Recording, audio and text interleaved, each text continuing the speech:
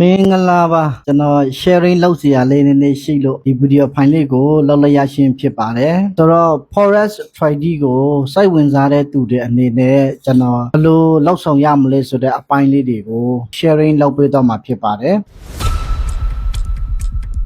ဆိုတော့ forest trading ဆိုတဲ့လုပ်ငန်းကကျွန်တော်တို့ဒီ scale တစ်ခုဖြစ်တယ်ငွေရှာတဲ့အတတ်ပညာရဲ့တစ်ခုဖြစ်တယ်ပေါ့လေနော်အဲ့ဒါကြောင့်မလို့ကျွန်တော်တို့တက်မြောက်အောင်အရင်ဆုံးသင်ယူပြီးမှငွေရှာဖို့အတွက်အားစိတ်တာကပို့ပြီးတော့သင်လျော်ပါတယ်အဲ့တော့ forest trading ကိုစိုက်ဝင်စားတဲ့သူတွေဒီ forest trading နဲ့ပတ်သက်လို့ပညာရက်တွေကိုတက်မြောက်နားလည်ပြီးတော့မှန်ကန်စွာ market မှာ trading လုပ်တတ်ဖို့အတွက်ဘယ်လိုတစ်ဆင့်ပြီးတစ်ဆင့်လေ့လာရမလဲဆိုလို့ရှိရင်ကျွန်တော်တို့ basic ကနေစပြီးတော့လေ့လာရမှာပေါ့လေဒါကတော့ ABCD ကကြီးခောက်ဝေပေါ့လေနော်အဲ့တော့ကွာ basic ကိုနားလေသွားပြီဆိုလို့ရှိရင်ကျွန်တော်တို့အဲ့ဒီ basic ကိုအခြေခံပြီးတော့ strategy တစ်ခုတည်ဆောက်ရမှာပေါ့လေ strategy တစ်ခုတည်ဆောက်ပြီးတော့လို့ရှိရင်အဲ့ဒီ strategy နဲ့ပေါင်းစည်းထားတဲ့ trading system တစ်ခုထပ်မံပြီးတော့တည်ဆောက်ရမယ်ဆိုတော့ system ဆိုတာကကျွန်တော် strategy လေးပါတယ် exit strategy လေးပါတယ် risk and reward management rule လေးပါတယ် market analysis လုပ်ပြီးတော့ plan ရှာတဲ့ဟာတွေအားလုံးပါတယ်ပြီးလို့ရှိရင် psychology လေးပါတယ်အဲ့ဒီအုပ်စုတစ်စုကိုကျွန်တော်တို့က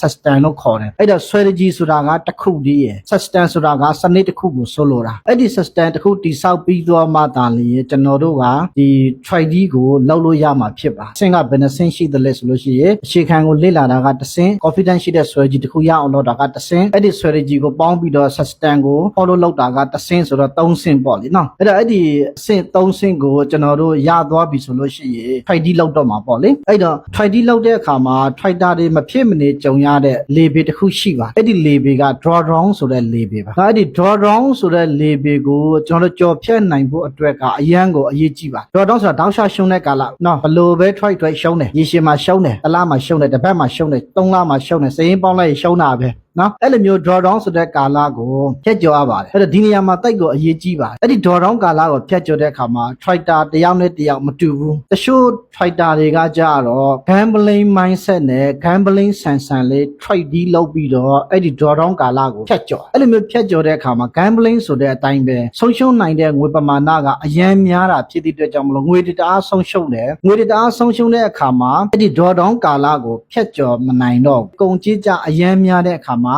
မိမိကိုယ်တိုင်ကလည်းဒီ trading light ကိုမကြိုက်တော့ဘူးငွေကုန်ကြအရမ်းများပြီးတော့စိတ်တွေနာပြီးဒေါသတွေထွက်ပြီးတော့ market ကိုကျိန်ဆဲပြီးတော့ဒီ drawdown ကာလကိုဖြတ်မကျော်နိုင်ပြီးနဲ့လှစ်ပြန်သွားတဲ့သူတွေအများကြီးရှိပါတယ်အဲ့တော့တချို့ကကြတော့ဒီ drawdown ကာလကိုဖြတ်ကျော်နိုင်တယ်အဲ့လိုလူတွေကဘယ်လိုလူတွေလဲဆိုလို့ရှိရင်အသေးချာစနစ်တကျ discipline အပေါ်မှာအခြေခံပြီးတော့ risk and reward management တွက်ပြီးတော့ drawdown ကာလကိုဆုံးရှုံးနိုင်တဲ့ငွေအမောက်နည်းနိုင်သလားနည်းအောင်ရွှေတာပြီးတော့ဖြတ်ကျော်တဲ့သူတွေပါအဲ့လိုလူတွေကြတော့ငွေကြေးကုန်ကြတိတ်မများတဲ့အတွက်ကြောင့်မလို့ drawdown ကာလကိုဖြတ်ကျော်ဖို့အတွက်သူတို့မှာ energy ရောငွေရောရှိတယ်ဒီ trading မှာ professional level ကိုရောက်ဖို့အတွက်ဆိုတာလည်းအရန်ရှည်လျားတဲ့ခရီးဖြစ်ပါတယ်အဲ့ဒီရှည်လျားတဲ့ခရီးမှာငွေကြေးရောစွမ်းအင်ရောကုန်ခန်းမသွားဖို့အတွက်ကျွန်တော်တို့ကရွှေတာပြီးတော့သွားဖို့လိုပါတယ်တချို့ကကြတော့အဲ့လိုမျိုးမဟုတ်ဘူးဒိန်းတီးချလိုက်ပြီးတော့ငွေကြေးရောစွမ်းအင်ရော confidence ရောအားလုံးကုန်သွားပြီးတော့ trading light ကနေပြီးတော့ထွက်သွားကြတယ်တချို့ကကြတော့အဲ့တော့စွမ်းအင်တွေရွှေတာပြီးသွားတဲ့အခါမှာ professional trader light ကိုရောက်သွားကြပါတယ်ဆိုတော့ဒီအပိုင်းလေးနှစ်ပိုင်းကိုနားလည်ထားဖို့လိုပါတယ် trading ဆိုတာက